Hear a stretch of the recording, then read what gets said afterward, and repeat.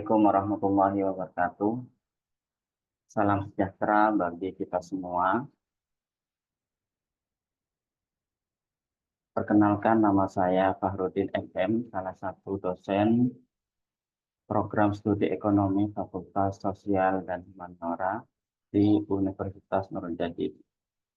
Sebagai seorang dosen, saya mempunyai kewajiban untuk melaksanakan tridharma perguruan tinggi, yaitu pengajaran, penelitian, dan pengabdian kepada masyarakat. Semenjak saya mengajar, beberapa mata kuliah saya ampu sesuai kepakaran saya, yang terdiri dari mata kuliah pengantar manajemen, manajemen SDM, manajemen pemasaran, manajemen operasional, manajemen biaya, dan perilaku organisasi. Sebagai seorang dosen, saya aktif menulis juga, sehingga menghasilkan 2 buku, yaitu buku perilaku organisasi dan manajemen operasional. 2 buku ini terbit pada tahun kemarin, yaitu 2023, sesuai dengan mata kuliah yang saya ampu, dan digunakan dalam pembelajaran di kelas, serta dapat disebarluaskan oleh penerbit.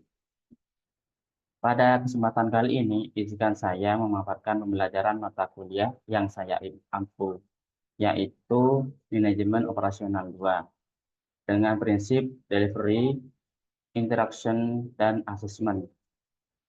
Mata kuliah manajemen operasional 2 ini merupakan mata kuliah wajib prodi yang mempunyai bobot 3 SKS yang dibagi 2 SKS untuk teori, 1 SKS praktek. Kebetulan di semester 4. Setelah mengikuti mata kuliah ini, mahasiswa dapat mengidentifikasi serta menguraikan materi manajemen operasional dengan menjelaskan konsep-konsep serta implementasinya baik secara manajerial maupun operasional. Selain itu, mata kuliah ini merupakan pengembangan mata kuliah sebelumnya, yaitu mata kuliah operasional 1, sehingga mata kuliah operasional 2 ini merupakan lanjutan, lebih kepada memberikan contoh-contoh lapangan yang relevan tentunya. Semua materi ini saya sampaikan dalam perkuliahan sebanyak 14 pertemuan, tidak termasuk UTS dan UAS. Metode yang saya gunakan yaitu project based learning dan blended learning, di mana penggabungan antara metode pembelajaran langsung atau sinkronus dan pembelajaran mandiri atau asinkronus. Model pembelajaran sinkronus saya menggunakan Zoom meeting dan luring di kelas. Sedangkan asinkronus saya menggunakan e-learning, yaitu link Unuja sendiri, sekaligus memberikan tugas di dalamnya, sehingga mahasiswa dapat mengunduh tugas materi di dalam link tersebut. Sehingga saya menggunakan asesmen dengan aplikasi link tersebut, sehingga mahasiswa dapat belajar mandiri. Baik, berikut saya tampilkan RPS saya.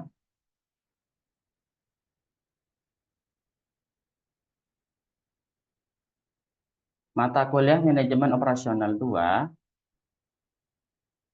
dengan bobot 3 SKS di semester 4.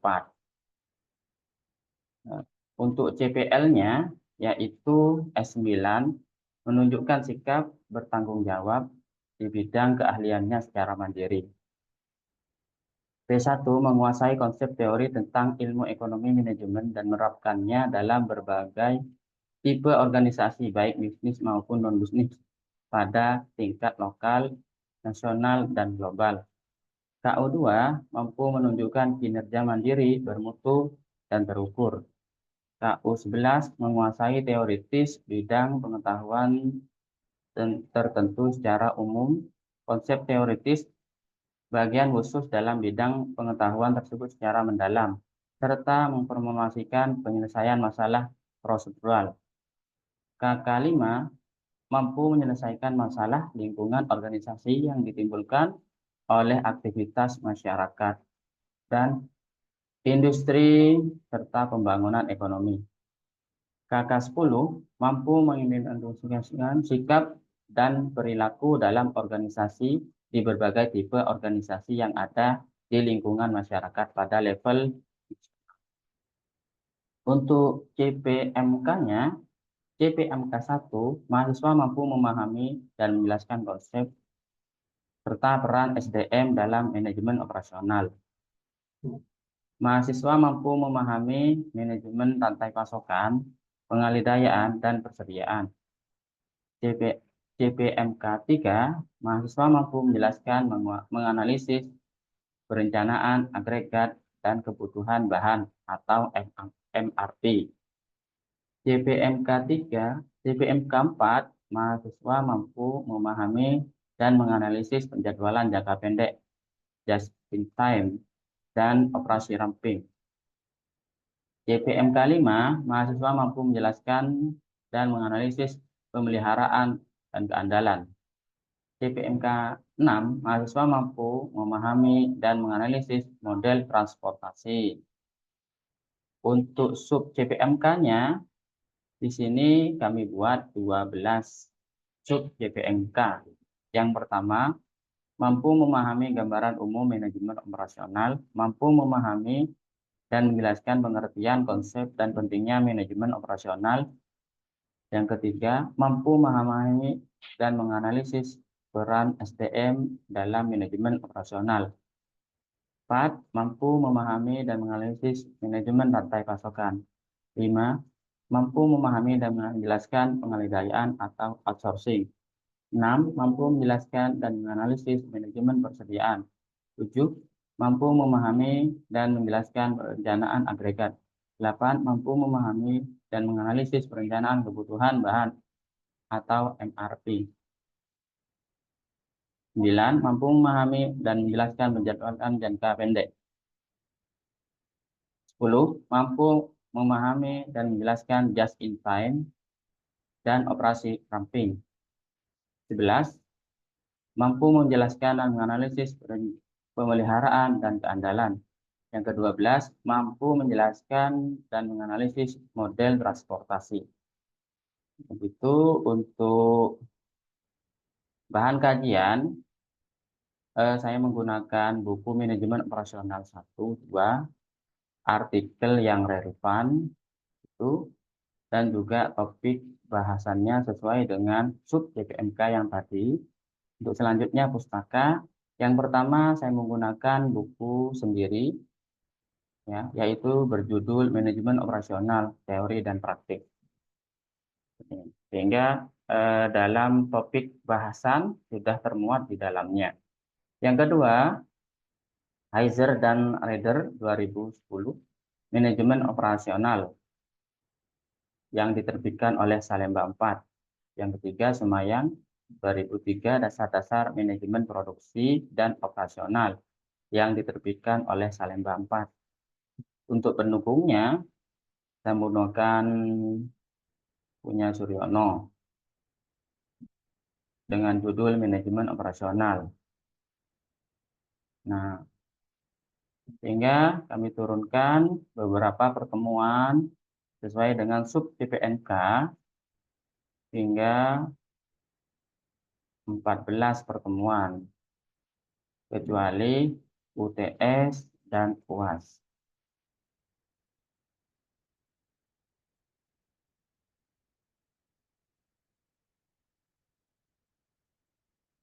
Berikut rekaman yang telah saya lakukan dengan menggunakan platform Zoom Meeting. Selamat menyaksikan.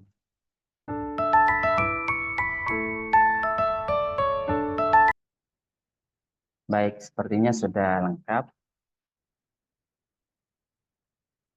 Sebelum kita mulai, kita berdoa dulu supaya pertemuan kali ini bermanfaat dan diberikan ridho oleh Allah Subhanahu wa taala. Berdoa bersama-sama ya. Berdoa dimulai. Bismillahirrahmanirrahim. Rabbi zidni ilman nafi'an mubarakan warzuqna fa'lan.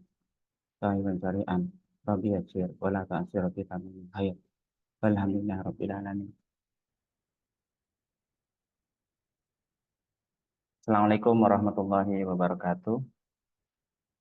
Waalaikumsalam Waalaikumsalam warahmatullahi warahmatullahi wabarakatuh. wabarakatuh.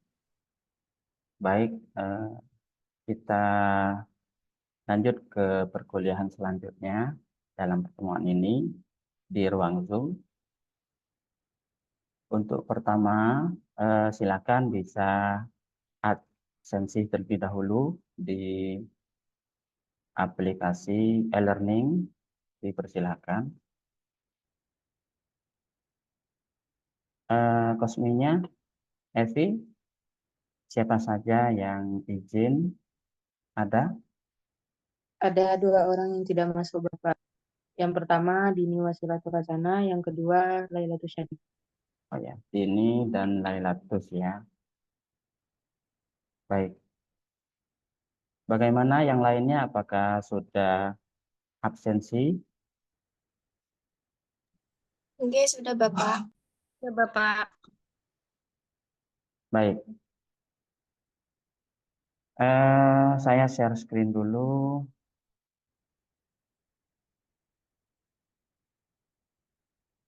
Pertemuan kali ini yaitu kita bahas mengenai pengalihdayaan atau disebut outsourcing. Di mana pada pertemuan kemarin saya sudah memberikan tugas kelompok di 5 kelompok. Mungkin di sini disampaikan perwakilan dari kelompoknya sejauh mana pemahaman terkait dengan pengalihdayaan atau outsourcing. Nah, baik.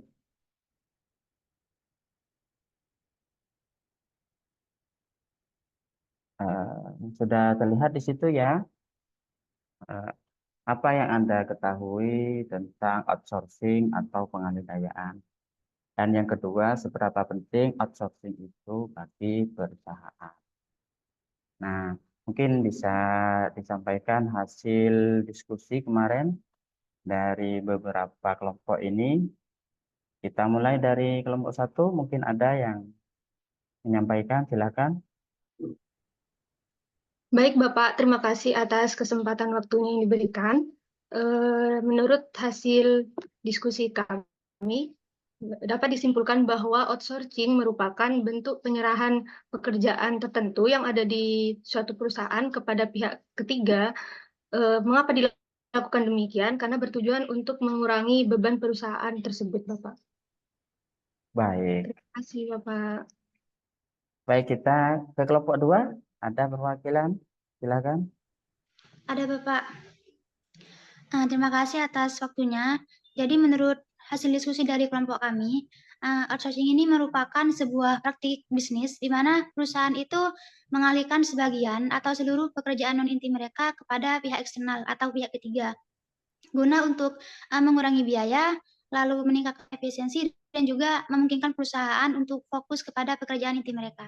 Gitu Bapak. Baik. Kelompok 3. Baik, terima kasih atas waktunya. Saya perwakilan dari kelompok 3. Menurut hasil diskusi kami, outsourcing itu adalah sebuah strategi bisnis di mana sebuah perusahaan atau organisasi itu mengalihkan sebagian tugas, proses, ataupun layanan tertentu kepada pihak eksternalnya. Dan contoh outsourcing ini ada di dalam berbagai bidang, contohnya seperti di sektor industri pakaian, administrasi keuangan, manajemen rantai pasok, dan lain sebagainya. Seperti itu, Bapak. Baik.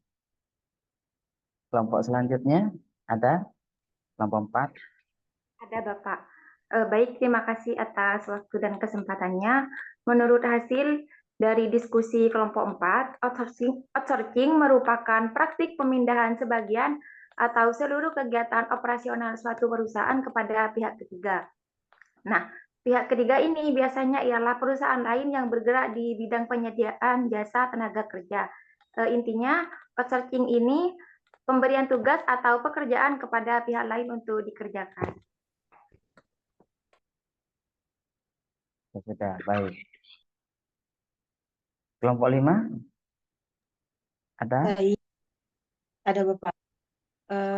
Izin menjawab dari hasil diskusi kelompok 5, itu didapat hasil bahwa outsourcing adalah proses pengalihan sebagian atau keseluruhan pekerjaan dari satu perusahaan kepada pihak ketiga yang bertujuan untuk mengurangi biaya operasional, meningkatkan efisiensi, dan memungkinkan perusahaan untuk fokus pada kompetensi utama dari perusahaan tersebut. Mungkin itu saja, Bapak. Terima kasih. Baik. Nah, dari masing-masing kelompok sudah bagus semua penyampaiannya. Baik, saya akan memulai untuk penyampaian materi. Kita mulai dari capaian pembelajaran untuk pertemuan kali ini ya, yaitu mahasiswa mampu memahami dan menjelaskan pengalihdayaan atau outsourcing. Yang pertama, mahasiswa mampu menjelaskan definisi pengalihdayaan. Yang kedua, mahasiswa mampu memahami risiko yang dihadapi saat pengalihdayaan. Yang ketiga, mahasiswa mampu memahami pengalihdayaan dengan menggunakan analisis studi impas. Keempat, mahasiswa mampu menjelaskan keuntungan pengalihdayaan. Yang kelima, mahasiswa mampu menjelaskan kerugian pengalihdayaan. Itu capaian pembelajaran untuk pertemuan kali ini. Nah, kita mulai dari aturan outsourcing yang menaungi itu berdasarkan Undang-Undang Nomor 13 2003, terus Permenaker Nomor 19 tahun 2012 dan Nomor 11 tahun 2019 terkait dengan outsourcing, di mana berdasarkan kontrak agen tenaga kerja dan kontrak jasa agen tenaga kerja. Nah, hal ini juga ada pembahasan di dalamnya terkait dengan hak dan kewajiban perusahaan terhadap karyawan, begitu. Dan di peraturan barunya itu berdasarkan peraturan pemerintah nomor 35 tahun 2021. Di situ. Baik, kita lanjut. Karyawan outsourcing dibagi menjadi dua, yaitu perjanjian kerja waktu tidak tertentu, perjanjian kerja waktu tertentu. Jadi ada kesepakatan kerja yang ditandatangani antar kedua belah pihak itu waktu tertentu. Dan waktu tidak tertentu ini jika seketika perusahaan itu membutuhkan tenaga outsourcing. Apa sih outsourcing itu? Yaitu mengalihdayakan ya, atau menggunakan jasa atau produk dari orang lain. Dan perwakilan kelompok sudah bagus sekali penyampaian tadi terkait dengan sejauh mana pembelajaran mandiri yang dilakukan oleh mahasiswa itu terkait dengan outsourcing. Nah, outsourcing itu memiliki upaya memperoleh ya produk atau jasa yang biasanya merupakan bagian dari suatu organisasi. Nah, biasanya kalau dilihat dari produknya itu dari pemasok luar. Nah, dan juga jasanya bisa sambil berjalan dari pemasok luar juga, dan juga perusahaan outsourcing itu memang perusahaan tersebut bergerak di bidang jasanya, menyediakan tenaga kerja. Baik, apa saja sih yang dialihdayakan? Tentunya tenaga kerja. Ini yaitu people.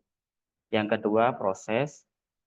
Yang ketiga, materialnya, di mana di situ produknya dari perusahaan outsourcing. Baik, kita kupas satu persatu ya. Mulai dari tenaga kerja ya, yang dialihdayakan. Nah, seperti gambar tersebut, yaitu bongkar muatan bahan baku, di mana perusahaan itu bagi pemesan menggunakan jasa outsourcing dalam membongkar bahan bakunya. Dan juga tenaga profesional di situ, controlling di sana, beberapa teknisi yang digunakan di dalam perusahaan.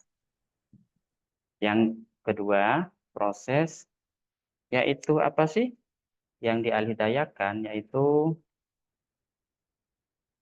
bagaimana hasil dari kerja karyawan tersebut. Itu. Yang kedua, bagaimana mesin memproduksi, apakah itu mendukung atau tidak. Yang ketiga, bagaimana produk tersebut dapat mendukung perusahaan atau tidak. Di situ terkait dengan hasil produk yang dari perusahaan outsourcing. Yang ketiga, yaitu material, yaitu dari bahan baku. Perusahaan outsourcing juga ketika bergerak di pemenuhan bahan baku, ya misalnya di sini saya contohkan di PT Eratek, itu di bidang garment ya, penyedia baju, celana, ya fashion lainnya. Nah, itu kan membutuhkan bahan baku yang mendukung dari produknya, ya seperti kancing, resleting, benang jahitnya, dan lain-lain. Nah, keputusan dalam menggunakan atau membeli nih jasa outsourcing, itu outsourcing apakah hanya digunakan seperlunya saja? Apakah jika perusahaan outsourcing itu menguntungkan perusahaan kita atau tidak, gitu. Dan juga jika proses tersebut ya dialihkan kepada outsourcing, apakah mendukung produktivitas perusahaan di situ. Nah, dan juga ketika kita menggunakan jasa outsourcing, apakah karyawan kita itu menganggap dirinya tidak dapat memaksimalkan kerjanya atau dianggap kompetisi di situ. Makanya dilihat dari perusahaan kita ketika sudah menggunakan outsourcing. Kira-kira dapat diselesaikan secara mandiri atau kita menggunakan jasa outsourcing. Begitu. Nah, dipikirkan di situ oleh pihak manajemen perusahaan mungkin atau pihak-pihak terkait di dalamnya. Baik, apa sih untung ruginya menggunakan jasa outsourcing itu?